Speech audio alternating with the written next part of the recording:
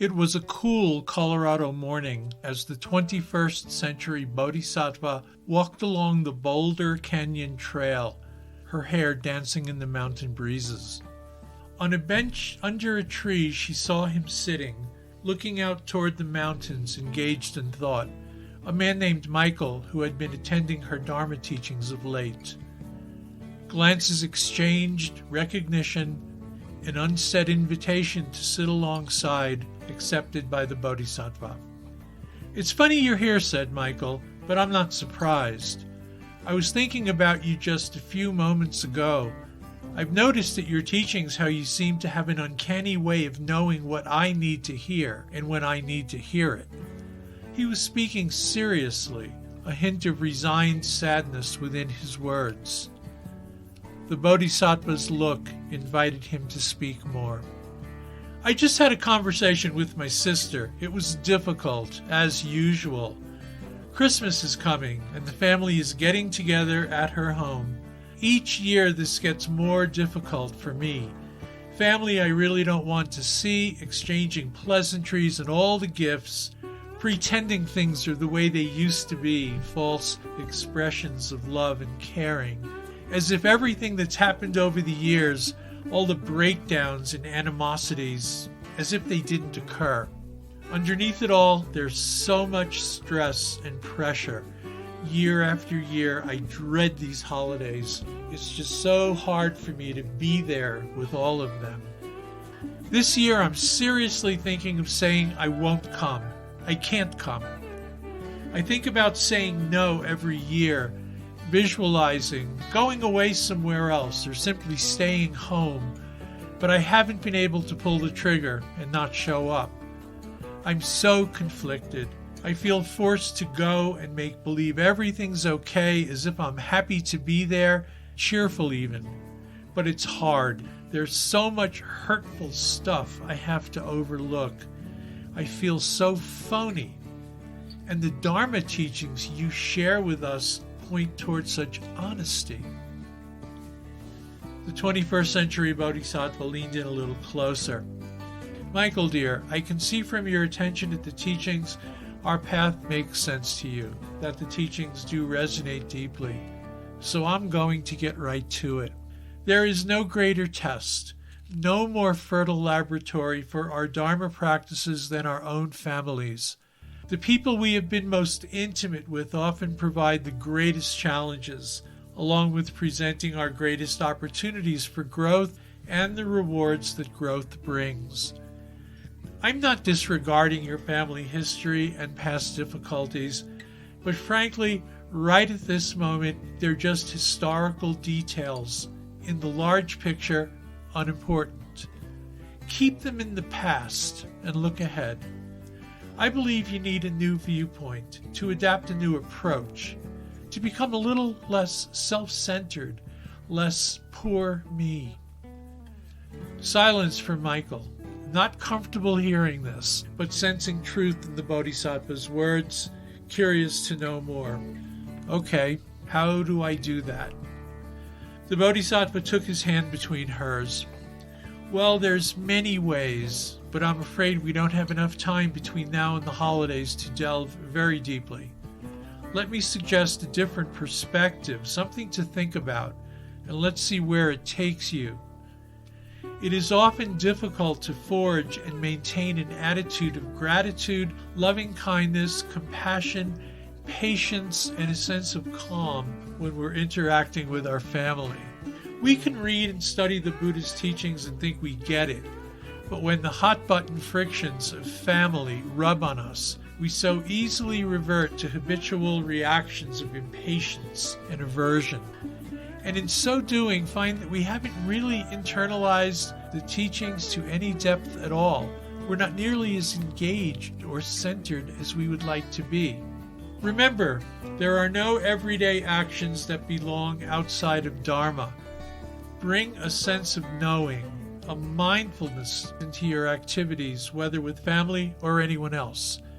Be present, be conscious, and never forget the ongoing and permanent nature of all phenomena, including family relationships, which are at their core mutually intertwined and shared to the point of often becoming uncomfortable.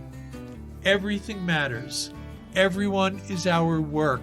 We can't just pick out certain parts or people in our life and integrate those as aspects of our path, saying, "That's enough, it's all I need," while ignoring and excluding others.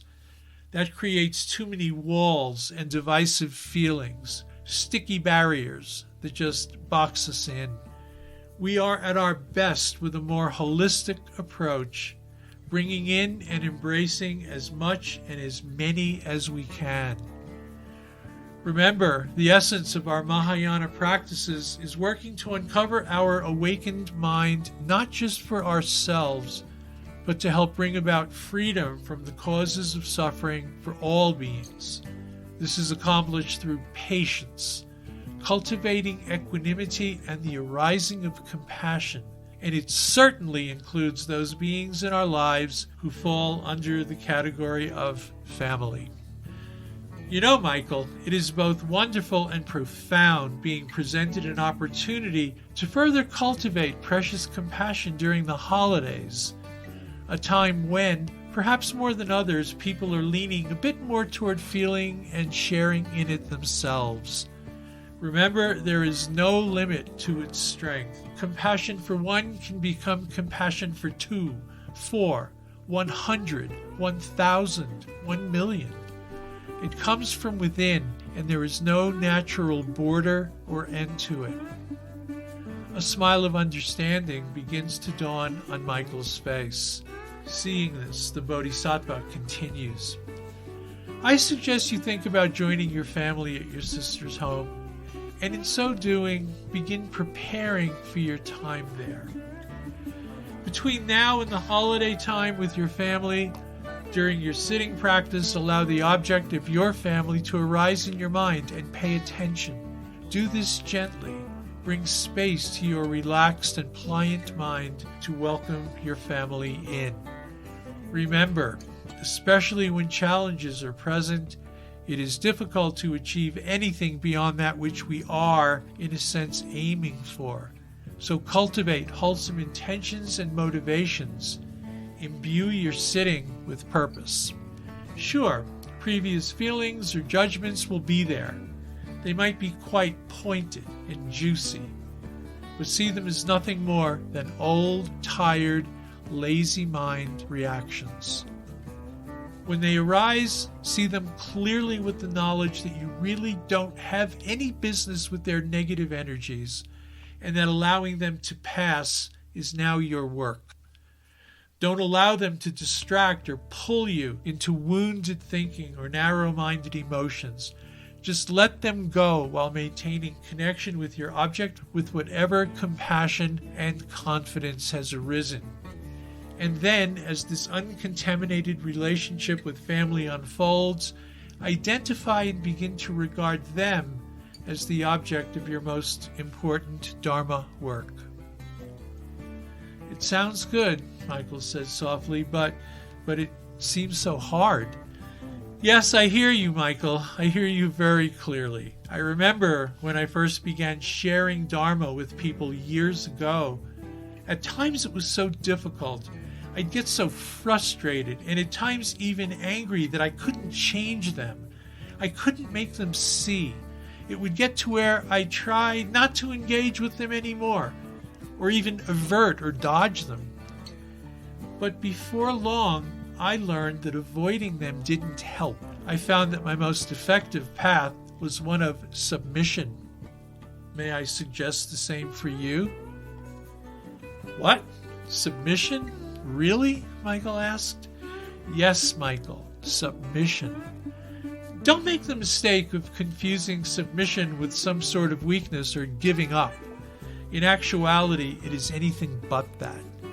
Submission of this sort is a form of wise and peaceful acceptance of the terms of things we are currently unable to change, things we're willing and able to work with because we know the importance of doing so. I realize your family is currently a source of frustration and discomfort for you, But please remember, there's no delusion the mind is unable to overcome, nothing the mind cannot be trained to do. This is a core Buddhist understanding, the wise opposite to the prevailing narrow-minded Western idea of, well, that's just how I am and I can't change it. After some moments of reflection, the Bodhisattva continued. I have a good idea, Michael. I suggest you contemplate the Buddha's short teaching on the 4 immeasurable thoughts, particularly the first.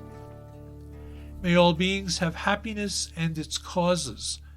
I will strive to enable all beings to have happiness and its causes. Consider, Michael, what really is happiness and its causes. Investigate and understand that clearly, especially the causes. With that, visualize not only all the sentient beings you can imagine out there on and over the horizon glowing with joy, but the Bodhisattva gently squeezed his hand. Maintain awareness of the awakening reminder that there is no sentient being in the world more important than the one standing directly in front of you, be they your sister, older family members, friends, strangers, or even perceived enemies. See them all in your mind's eye. Share yourself with each of them. Do this often, during your sitting practice and at other times as well. You have the capacity. Do so and take it as far as you can. I believe it will be of great benefit to both you and, in turn, your family. Remember, submit. Don't be separate from them. Just share yourself without trying to change them or receive anything from them in return. To relate in this way, kindness without investment in results is most empowering. Work with it. They are your family. Be there with them, not for your own benefit, but for theirs. Show yourself by what you do and how you are with them. Be honest and generous. Share yourself through your actions. Indeed, focus and rely on your actions, using words when it is skillful to do so. You'll soon see for yourself. These ways of being dissolve even the deepest of emotional tangles. In summary, maintain patience and harmony. Be flexible and gracious. And remember, the excellences of patience abide when we are clear-sighted enough to trust the end result of the awakening process. And yes, Michael, the Bodhisattva smiled, among everything else that you are that awakening process. At that moment, the sights and sounds of the mountain path seemed to creatively resonate for Michael, and he was struck by the larger picture the Bodhisattva had invited him to see. Smiles exchanged as the 21st century Bodhisattva gave him a hug and took her leave. This recording, a holiday Dharma tale, was written and shared here by Mark Winwood. Mark, that's me, is an adjunct faculty member at Naropa University in Boulder and the founder of the Chenrezig Project, a Tibetan Buddhist study and practice group resident in Colorado and with an international online presence. In addition to these Elegant Mind podcasts, we facilitate online Sangha gatherings and teachings, share writings via our weekly e-magazine, and host various events. You can learn more about the Chenrezig Project at our website, www.chenrezigproject.org. That's CHENREZIG project.org, or send me an email at mwinwood, that's MWINWOOD, @gmail.com. Our accompanying music, titled Untitled Number 1, was composed and performed by the San Francisco Bay Area musician Bobby Vega in collaboration with guitarist Chris Rossbach. It appears on their 2005 album, Bobby Vega and Chris Rossbach. You can learn more about Bobby and his music at his website, www.bobbyvega.com. That's BOBBYVEGA.com. Or, as he's very findable online, you can simply Google his name or look for his numerous videos on YouTube. We remain grateful to Bobby for his friendship, his talents, and his generosity in sharing his beautiful music with you, our Dharma audience. Please feel free to share the link to this podcast with those you feel it might resonate. And as always, thank you for listening.